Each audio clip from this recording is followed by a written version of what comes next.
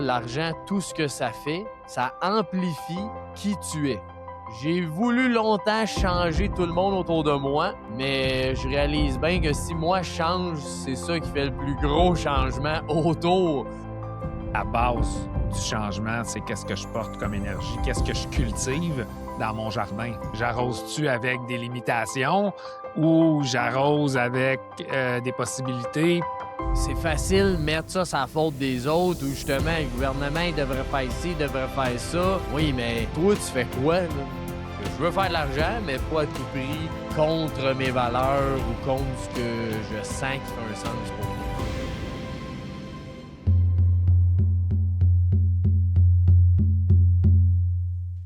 Bonjour à tous et à toutes, bienvenue dans un autre épisode de Conversation NO6.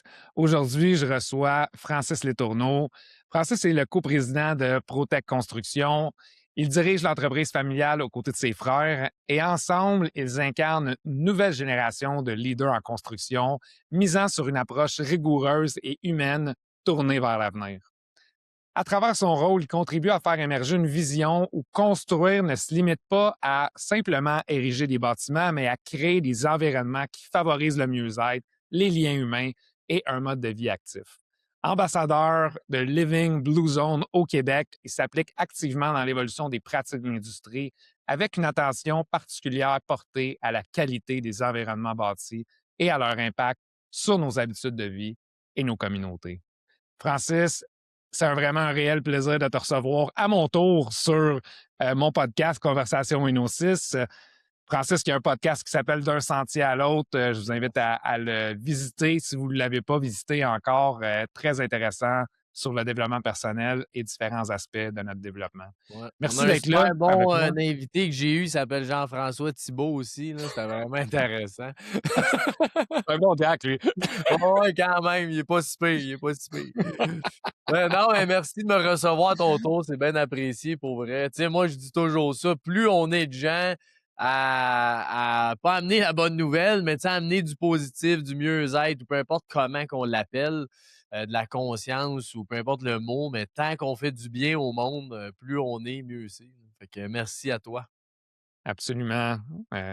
Écoute, j'aime beaucoup poser la question à la grande majorité de mes invités.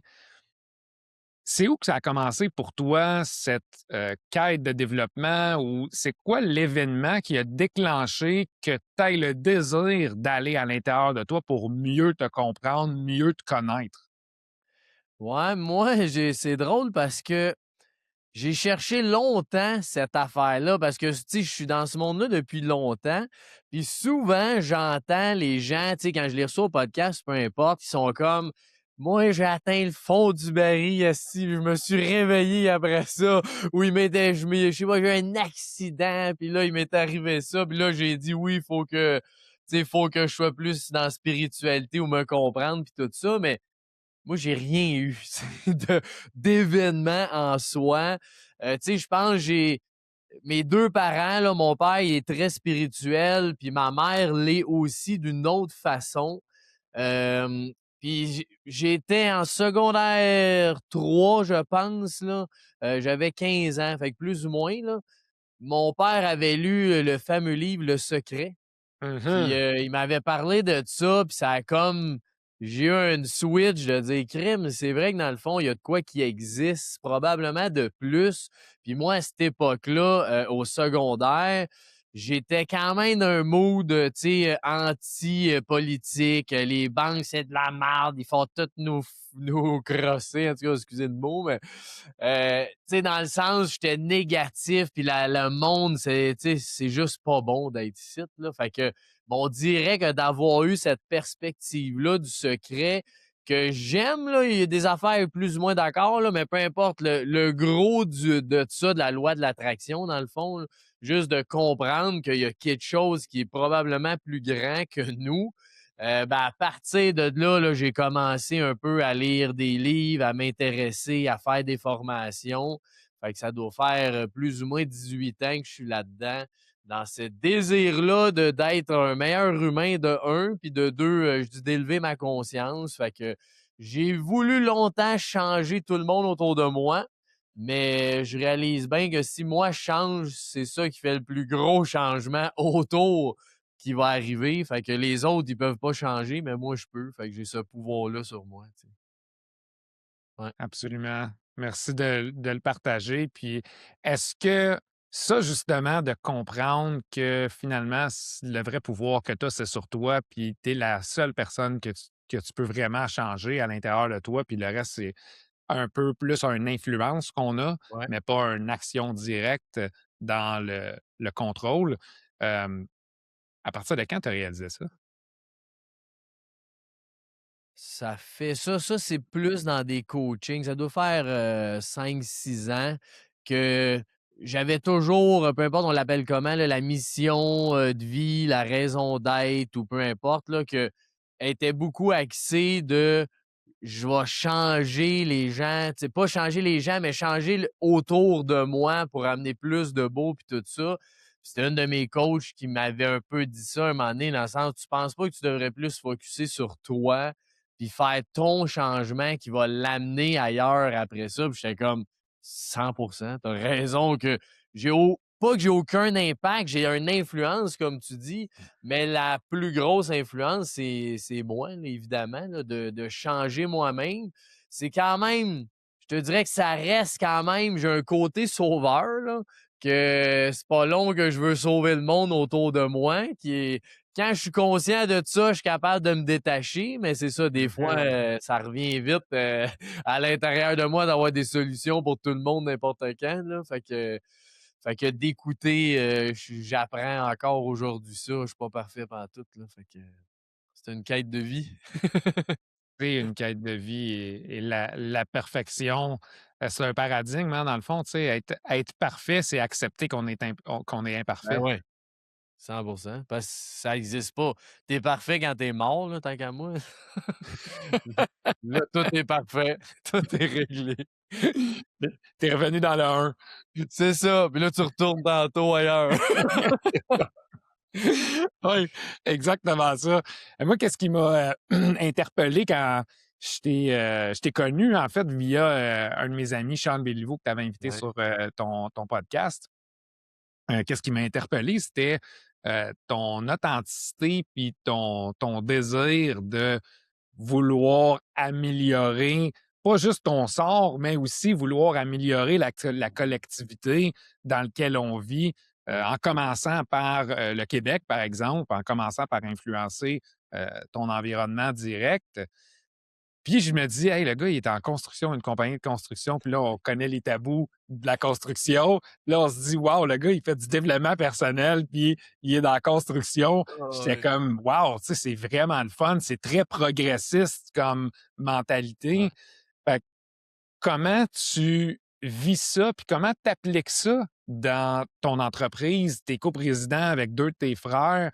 Tes frères sont-tu comme toi?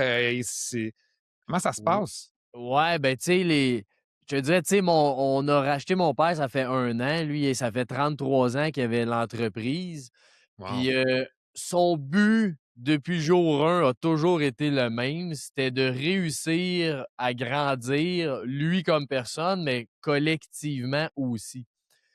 Fait que je pense que c'est ça, nous, qu'on a racheté de l'entreprise. Oui, il y a les opérations, il y a tout ce qui va avec, mais ce qui est important, c'est qu'au moins cette base-là, on l'aide tout le monde, puis les 3 aussi. Puis aujourd'hui, c'est encore la même chose qu'on vise puis qu'on veut. Là, on parle de bâtisseur de mieux-être ou tu sais, de s'inspirer des principes des ondes bleues. Mais au final, c'est avec toute l'entreprise, puis qui je suis, comment moi je vais faire pour évoluer, m'enrichir, qui est, oui, monétairement, mais toutes les restes des sphères de vie, je veux m'enrichir personnellement aussi. Puis on veut pas réussir ça seul. Tu sais, là, on fait beaucoup de gestion immobilière. On pourrait être les 3, on gère nos buildings, puis on fait plus rien d'autre, là. On pourrait juste faire ça. Mais notre intention est tellement profonde de dire, crème, je veux une équipe, je veux des gens qui vont, on va se challenger, ils ont des idées différentes, j'ai une idée différente, mais comment est-ce que on peut s'aider à grandir? Ils vont avoir des défis, on va les aider. Nous autres aussi en entreprise, on a des défis, ils vont nous aider de réussir à grandir ensemble. Puis, sais, là, je parlerai pas de tous les programmes, mais juste dire à quel point qu'on veut faire ça en entreprise.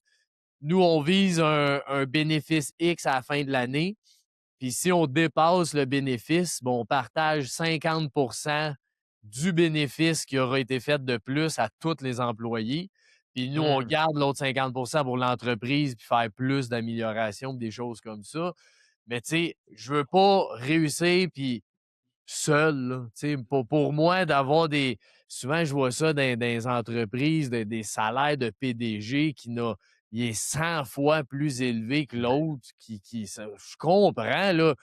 Je comprends qu'est-ce qui va avec. Il y a une énorme pression, il gère énormément de choses, il prend des énormes risques.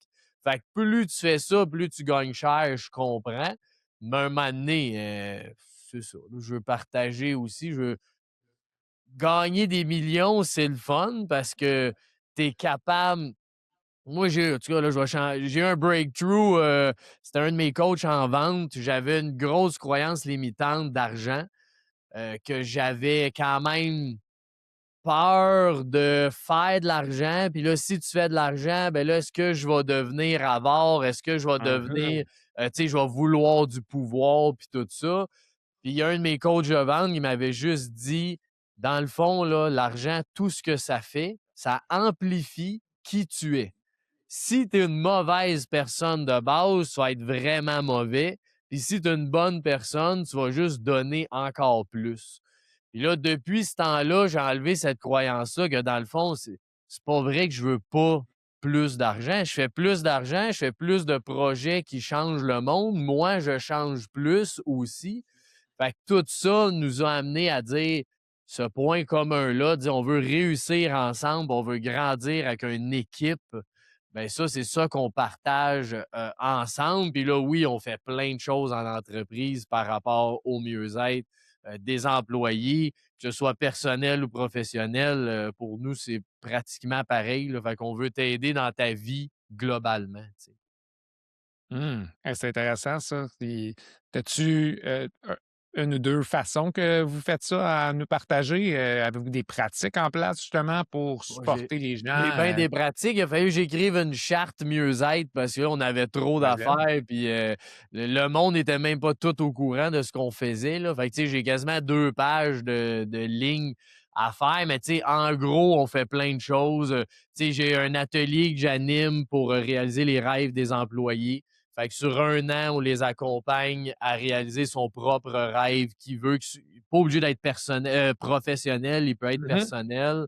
Tu sais, on fait des repas, on a un service de traiteur que j'ai fait sur mesure, des repas santé inspirés des zones bleues, que nous, on paye 50% des repas aux employés pour qu'ils mangent bien le midi, puis on paye un 25% s'ils en veulent plus pour le soir ou la famille ou peu importe. Puis ça, c'est le but est juste que, tu sais, ça reste qu'on est en construction, là. Fait que on a tous ces préjugés-là quand même, mais il y a toujours du monde qui veulent quand même être plus en santé. Ça reste que sa construction, tu vois quand même beaucoup de in and out un peu partout, tout le temps. Fait que c'est super facile arrêter au McDo, arrêter au AEW, puis manger un burger, une poutine sur le side parce que tu es un peu pressé.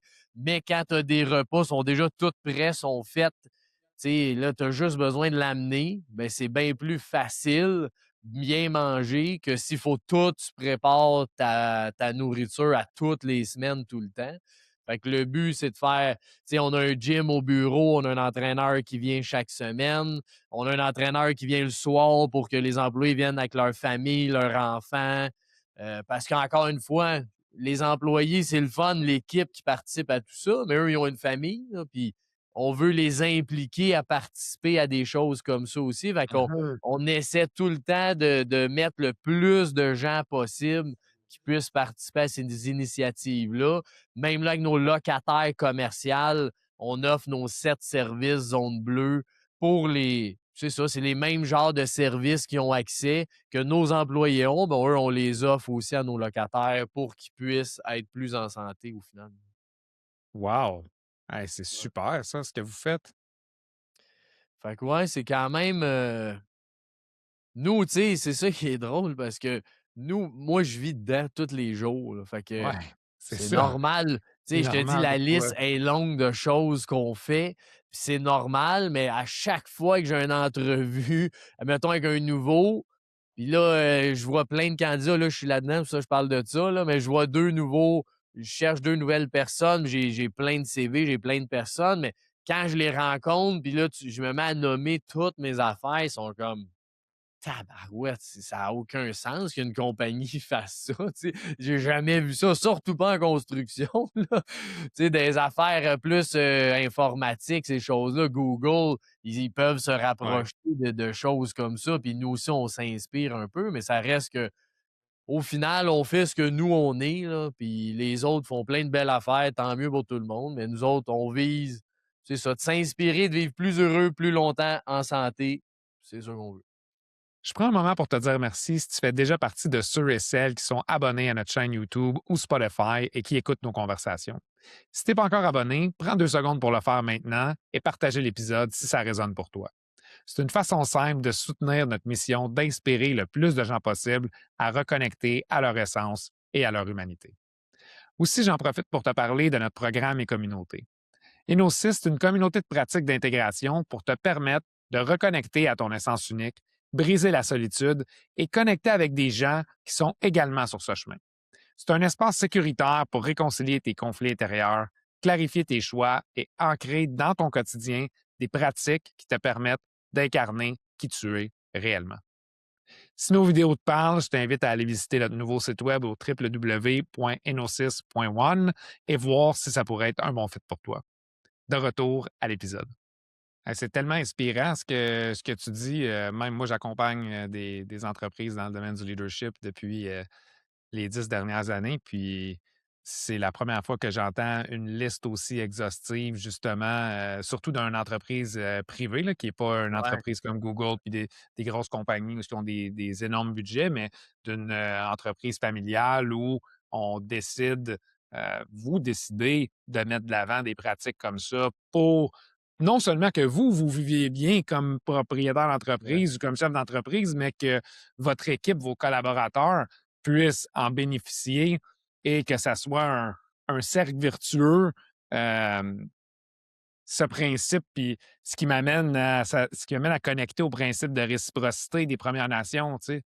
Donc, je donne, mais à chaque fois que je donne, je reçois quelque chose parce que l'autre personne, dans mon acte de donner, est reconnaissante de ce qu'elle reçoit. Donc, c'est un cadeau que je reçois quand je donne en même temps, puis de cultiver justement comment je peux faire bénéficier Oh, oui. mes collaborateurs et leurs familles, tu sais, même pas juste mes collaborateurs, mais aussi leurs familles pour que leur vie soit prospère, justement, pour qu'eux aussi puissent vivre cette prospérité-là dans les différents Ben oui, aspects c'est ça. de leur vie, autant professionnelle que personnelle. Ouais, tu sais, même dans l'atelier de rêve, c'est pour les employés, mais on invite conjoints, conjointes, s'ils veulent venir, ben venez-vous-en. Là. Tout le monde a des rêves ou des objectifs dans la vie. Fait que c'est aussi bien. On a un groupe, fait que, tu sais, même si on est 10 ou 20, ça change pas grand-chose en soi. Fait que ouais, c'est faire plein d'initiatives, puis tu l'as bien dit, no- l'intention profonde est de donner. Puis quand tu donnes, tu reçois, mais tu donnes pas pour recevoir. C'est ça. Mais quand tu donnes, tu sais pas ça, tu reçois par quoi, par qui, comment. Mais c'est sûr que ça finit par revenir de quelque part dans l'univers, ça, c'est sûr et certain. Puis nous, tu sais, des fois, il y en a qui me demandent, OK, mais là, exactement, tu mesures tout ça comment? À savoir, ben là, tu lui donnes ça, mais là, ça aide-tu vraiment? Tu fais-tu juste dépenser de l'argent? Tu pourrais-tu en couper, puis ça ferait la même affaire? Je réponds tout le temps, je mesure. J'ai une mesure globale, là, qui est mon taux de productivité, qui me donne un indice. Mais après ça, il faut juste que je vois, est-ce que tout ce que je fais, là, est-ce que ça fonctionne dans la rentabilité de l'entreprise puis dans la mission de l'entreprise? Si oui, ben, tant mieux. On peut en faire plus ou tantôt on en fera moins. Soit plus ça marche plus, il se passe de quoi? Bon, ben, y a-tu des éléments? Là, je vais analyser mes éléments. Ça, c'est nouveau, ça, c'est nouveau, ça, c'est nouveau. C'est peut-être pas pertinent qu'on fasse ça. On va essayer de changer. un pour un autre qui est différent, puis là, oups, là, tu retrouves ton taux de productivité. Fait que c'est pas un calcul scientifique, mais il faut quand même le mesurer pour savoir, je Mmh. pitche pas de l'argent par les fenêtres non plus, là. Quand tu investis comme entrepreneur, tu as besoin d'un retour quelque part de quelque chose. Puis des fois, comme je dis, tu sais pas ça vient d'où, mais c'est oui le sentiment d'appartenance, oui les employés sont engagés, mais après ça, c'est plus que ça. C'est le collaborateur qui entend des choses, qui voit des choses le fun. C'est un client, c'est un sous-traitant qui a une même vision, que là, on trouve ensemble quoi faire. On a un investisseur pour un projet. Fait que, tu sais, c'est gros ce que ça peut mener outre juste la performance, là. Puis c'est tellement important qu'est-ce que tu dis parce que si on mesure juste la performance, on se limite à voir l'impact que ces gestes-là peuvent avoir parce qu'on ne s'ouvre pas à voir le reste de ce qui est collatéral justement à ces gestes-là qu'on intègre dans nos façons de fonctionner. Mhm. Donc, il y a une partie de ça qui est de croire aussi, Ouais. de croire que ces gestes-là, si faits avec une intention justement de redonner puis de faire grandir, vont générer quelque chose de plus grand. Tu sais, le 1 plus 1 égale 3, là. Donc, Oh, quand que je mets ou tu sais, 2 plus 2 égale 5 ou 6, parce qu'il y a un effet synergique de notre rencontre ensemble qui crée quelque chose de plus grand que la somme de chacune des ouais. parties. Mais ça vient dans comment je donne? Tu sais, à partir de où Oh, je oui. donne? Je donne-tu d'un espace de là, ben là, je veux donner parce que je veux recevoir, ou je donne d'un espace où, ben non, je veux donner parce que ça fait pas de sens de pas donner. Ouais. Ça Puis, brise les lois tu sais, toi, universelles. ton podcast, c'est quand même pour des leaders majoritairement. La place la plus dure à donner, c'est quand tu perds de l'argent, là. Ah, c'est C'est ça! tellement tough Exactement! de se dire: «Aïe, aïe, je pourrais couper, je sais pas, 100 000 de frais sociaux», là, tu sais. Mais oui, mais si je fais ça, ça marche à court terme, c'est sûr que ça va marcher. Mais à moyen, long terme, tu vas mourir. Ben, en tout cas, nous, notre notre entreprise est fondée un peu là-dessus de donner puis aider autour de soi, puis ça revient toujours. Mais quand tu perds de l'argent mois après mois, puis tu as une pause plus dure, c'est là que tu sais de où ce que tu donnes. Est-ce que tu donnes juste parce que, tu veux donner puis ça a l'air beau, ça a l'air bien le fun, là, ou tu donnes réellement parce que même si tu perds de l'argent, ils vont continuer à donner pareil. C'est pas une raison. Tu sais, on a toujours des dons aussi qu'on fait puis tout ça, mais les années pas bonnes, on veut faire nos dons, on veut continuer à aider, on fait nos journées de bénévolat, on continue à donner nos services aux employés. Pour moi, en tout cas, c'est pas quelque chose qui est à couper, quand ça va mal, c'est l'inverse, là. Investis là-dedans, ça va aller mieux, tu vas voir. Exactement ça. Mmh. Tu as tellement raison et pour être capable de faire ça, Francis, ça demande beaucoup de discernement. Ça demande du recul pour se dire: Ouais. «Hey, est-ce que en ce moment, je suis challengé parce que, exemple, je fais X, Y, Z?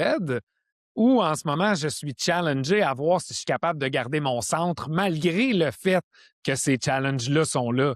Donc, Ouais. ça nous oblige en tant que gestionnaire ou propriétaire d'entreprise ou personne qui gère sa propre vie de, de réévaluer qu'est-ce qui me challenge en ce moment dans qu'est-ce que je vis? Est-ce que c'est le fait que je perds de l'argent, par exemple? Est-ce que c'est le fait que je suis en position bancaire négative dans mes états Ouais, ouais. financiers, par exemple?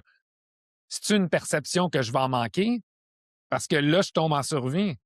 Puis en survie, ben, qu'est-ce que je veux? Je veux sauver ma peau, je veux Exact. ramener mes billes ensemble. Mais est-ce que la situation demande la survie ou la situation demande, au contraire, de prendre de la hauteur et vraiment réfléchir à l'intérieur de nous? OK, c'est quoi qu'on a fait ou c'est quoi qu'on est en contrôle ou c'est quoi qu'on n'est pas en contrôle qui peut influencer le moins dans nos états Oh, oui, financiers c'est en ce ça, moment? ouais. Tu sais? Ouais, fait que c'est quand même mais c'est challengeant à chaque fois, là. Ça, c'est sûr, mais Sûr. c'est de comme tu dis, de revenir à la base de pourquoi je fais ça au final, là. Ben, c'est ça. C'est pour l'entreprise. Si je veux une entreprise, moi, je veux qu'elle vive comme ça. Si elle peut pas vivre comme ça, mais ça a pas de sens pour moi d'avoir une entreprise juste pour faire de l'argent. Il y a plein de choses qu'on n'a pas faites dans le passé parce que oui, ça faisait de l'argent, mais il y avait aucun sens à faire ça. Il y en a qui font ça, puis tant mieux. C'est sa mission à lui, C'est ça. faire le plus d'argent au monde. Je suis très content pour lui, mais moi, c'est pas ma mission en soi. Fait que je veux faire de l'argent, mais pas à tout prix contre mes valeurs ou contre ce que je sens qui fait un sens pour moi, tu sais. Mmh. Ah, puis j'aime ça, puis là, tu ouvres une porte en disant ça. Tu sais, je me je pense qu'aujourd'hui, on a des croyances qui nous poussent, par exemple, à, vouloir faire du profit aux dépens de la stabilité de notre entreprise, de notre propre santé, de notre propre planète. Ouais. Parce qu'on vit dans un paradigme de séparation, on a été conditionnés à mettre l'emphase sur, l'argent, par exemple. Mais ça, si tu t'en parlais tantôt, tu sais, ça vient d'une croyance profonde de «j'en ai pas assez pour me sentir en sécurité». Tu sais, c'est relié l'argent, c'est relié à notre sentiment de sécurité Mmh. et si je travaille jamais sur qu'est-ce qui fait que je me sens insécure, qu'est-ce qui fait que je me sens instable à l'intérieur de moi, il y aura jamais assez de millions puis de milliards Non, pour non, non, mais me non. faire sentir en sécurité. Puis ce Jamais. qui est le fun, c'est quand tu sais, moi, je côtoie des gens qui ont des centaines de millions, mettons, là, mais tu le vois que la personne est aussi insécure Eh parce que oui, son problème, lui, c'est quand il y a un problème, c'est 57 millions qui manquent. c'est ça. Bon, ben, c'est aussi pire que moi qui me manque 500 000 ou quelqu'un qui va y manquer 1000 piastres, c'est énorme pour lui. Oui, mais c'est le même problème. Il Ouais. est juste, lui, il a la capacité de générer des centaines de millions, puis l'autre a une capacité de gérer, je sais pas, 50 000. Mais le problème, c'est le même, là. Fait que quand tu te rends compte de ça, tu te dis: «Ouais, dans le fond, c'est vrai que l'argent veut rien dire, là. Je peux être très heureux d'avoir beaucoup d'argent, je peux être très heureux d'avoir aucun argent. Tous les scénarios sont possibles en soi. C'est comment toi, tu vas le vivre à travers tout ça», tu sais. Et c'est tellement, tellement important qu'est-ce que tu dis. Moi, c'est ce que je vis depuis la COVID.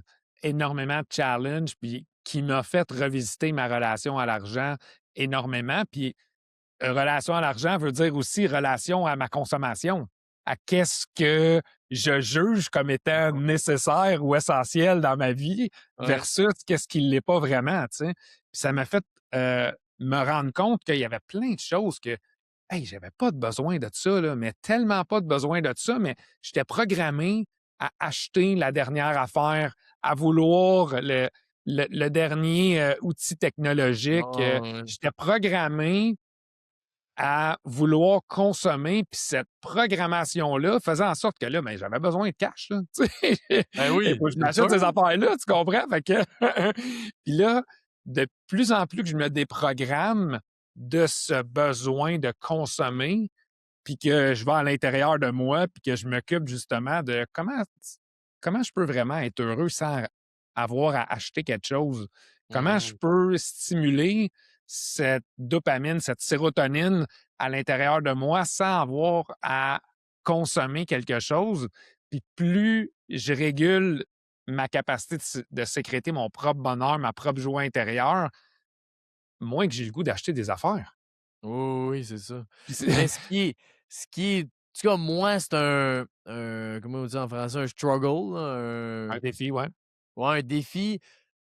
C'est quand même l'objet matériel en soi, pour moi, en tout cas, peut t'aider à changer des fois des façons de voir des choses, un état d'esprit. Fait que je sais que c'est bon. Tu peux l'avoir puis que ce soit bon, mais j'en ai pas de besoin non plus. Fait que, est-ce que je la jette parce que ça va m'aider pour quelque chose, un petit pourcentage, ou bien est-ce que je fais juste un achat qui a aucun rapport? À l'inverse, je peux bien rien acheter, mais à un moment donné, je suis un gars qui adore, tu sais, vivre des aventures puis profiter de la vie. Fait que j'aime ça essayer des nouvelles affaires. Mais j'ai souvent ce principe-là, ça m'a pris, je pense, 6 ans à rénover ma cuisine parce que je me suis dit, dans le fond, j'avais une cuisine des années ma maison, c'est une 69, là, c'est une vieille maison. Puis le monsieur avait jamais rien rénové. J'avais une vieille, vieille, vieille cuisine que vraiment pas idéale, pas beaucoup de comptoirs, très petit, on peut pas recevoir bien du monde. Mais moi, je m'étais dit, quand moi puis ma blonde, on va se sentir tellement bien dans cette cuisine-là que rendu là, ça fait 2 ans qu'on est bien, on est heureux de ça. Ben là, on pensera à la rénover parce que je fais pas ça parce que je manque un besoin. Je comble mon besoin avec ce que j'ai, puis après ça, je m'autorise pareil à avoir plus parce qu'en soi, avoir mieux, tu sais, là, je reçois bien plus de monde chez nous. C'est quand même de quoi qui m'est important pour moi. J'aurais probablement pu avant, mais c'était tellement pas optimal que je le faisais pas. Fait que, tu sais, Mhm. je suis souvent là-dedans de dire, c'est-tu un réel besoin ou c'est juste pas tant que ça nécessaire d'avoir, tu sais? Mais... Une question super importante à se poser, mais qu'est-ce que j'entends dans ce que tu me dis, c'est que tu as le discernement, au moins de réfléchir puis de te poser cette question-là, puis de ne pas automatiquement aller de façon compulsive ou inconsciente Ouais, acheter ouais, ouais. quelque chose. Aujourd'hui, je vois, moi, ça me saute aux yeux les plans. Maintenant, tu peux acheter n'importe quelle affaire qui va te coûter 30$ puis le payer sur 4 mois, tu sais. Ouais, Fait que ouais, ouais. c'est comme je fais juste m'imaginer le nombre de personnes qui ont des paiements par mois pour plein de cossins qu'ils ont achetés, que finalement, tu te rends compte que tu as 450$ par mois à payer C'est ça, exact, là. Puis au d'affaires que tu as final, achetées. c'est ça, ils pourraient l'acheter, mais est-ce que tu es capable de combler ce besoin-là avant de l'acheter, tu sais? Même quand C'est ça. j'étais parce que dans mon autre vie, je faisais de la musique, là, je faisais de la musique à l'image. J'avais une pédale de guitare qui devait coûter, 800$ plus ou moins, qui est quand même très cher, bah, c'est une des plus chères que tu peux acheter. Puis ça m'a pris, je pense, 2 ans. Ça, business, c'était vraiment pas une bonne idée, là, d'attendre, mais consciemment, c'était juste de dire: «Je suis capable de faire ce que j'ai à faire sans ça?» dans le fond, là. Tu sais, Mhm. oui, je vais triper, oui, ça va être le fun, mais j'en ai-tu vraiment de besoin? Un moment donné, j'ai dit: «Oui, j'en ai de besoin». Puis là, c'est pour ça quand je dis business, c'était pas une bonne affaire parce que comme entrepreneur, aujourd'hui, je suis conscient de ça, je l'étais pas avant, mais peu importe la dépense qu'elle coûte, si c'est un outil qui va t'aider à mieux performer, à être un meilleur toi comme individu, ben achète-les, là, c'est sûr que ça vaut la peine. Tu vas sauver de l'argent, tu vas aider quelqu'un de plus, peu importe ce que ça fait. Aujourd'hui, je le sais, là, mais avant, ça m'a quand même pris du temps de dire: «Hein, je l'achète-tu ou je l'achète pas?» tu sais? Oui, mais c'est bon de juste se poser cette question-là parce qu'au moins, ça crée un délai de la gratification Ouais. qui, aujourd'hui, tous nos outils, c'est de la gratification instantanée. Donc, il n'y a plus le réflexe de discerner, il n'y a plus le réflexe de se poser ces questions-là. Et ça, c'est dangereux parce que ça amène une surconsommation, puis ça amène à la longue un sentiment de mal-être parce que c'est une loupe qui s'entretient avec, de la dopamine qui est pas réelle dans le fond parce qu'elle Mmh. provient d'un comportement externe à nous versus justement de se poser la question: «J'en ai-tu vraiment besoin? Puis comment je peux moi entretenir mon bonheur ou entretenir ma satisfaction personnelle ou, ma valeur personnelle sans avoir à acheter quelque chose ou me procurer quelque chose qui vient de l'extérieur de moi?» Ouais, exact. Ouais, 100. Fait que c'est ça, se poser la question, tu l'as dit, mais juste ça, au minimum, de se poser la question, «J'ai-tu vraiment besoin de ça?» Ouais, de se Ouais, poser, de s'arrêter et de se poser des questions et je pense que c'est une des qualités les plus importantes avec celle de tolérer l'inconfort.